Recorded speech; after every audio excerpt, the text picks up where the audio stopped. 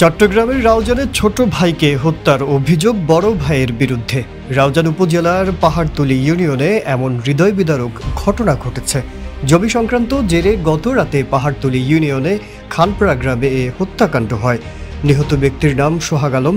অভিযুক্ত ব্যক্তিরা হলেন নিহতের বড় ভাই সোনা মিয়া, তার স্ত্রী পারভিন আক্তার, তার দুই ছেলে মোহাম্মদ তারেক ও মোহাম্মদ আশিক। ওয়ালটন এসিতে ইনস্টলেশন একদম ফ্রি।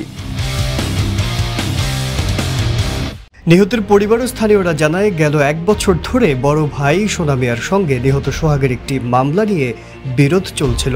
বুধবার ওই মামলায় আদালতে সাক্ষ্য গ্রহণের দিন ধার্য ছিল। ওই দিন বিকেলে আদালত থেকে আসার পর সোনা মিয়া ক্ষিপ্ত হয়ে দেশীয় অস্ত্র দাঁত ছুরি নিয়ে সোহাগের উপর হামলা চালায়। এতে দুই পরিবারের লোকজনের মধ্যে ব্যাপক সংঘর্ষ শুরু হয়। এক পর্যায়ে সোনা মিয়া ধারালো ছুরি দিয়ে সোহাগকে আঘাত করতে থাকেন। এতে রক্তাক্ত অবস্থায় সোহাগকে উদ্ধার করে চট্টগ্রাম মেডিকেল কলেজ হাসপাতালে নিয়ে এলে রাত 9টার দিকে মারা যান তিনি। চট্টগ্রাম মেডিকেল কলেজে ভর্তি করা হয়।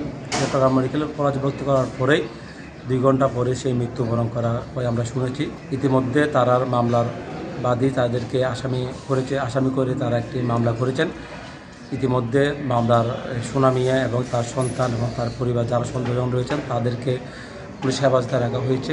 ঘটনার পর থেকেই সোনা মিয়া পলাতক রয়েছেন। স্থানীয় ইউপি সদস্য জানে আলম বলেন, 2 ভাইয়ের মধ্যে মামলা নিয়ে বিরোধ চলছিল।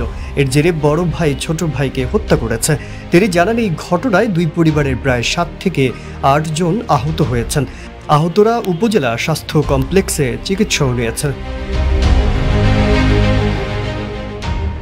এই ঘটনার খবর পেয়ে পুলিশ ফাঁড়ির উপপরিদর্শক জয়নাল আবেদিন ঘটনাস্থল থেকে সোনা মিয়ার স্ত্রী, মেয়ে ও পুত্রবধূকে আটক করেন।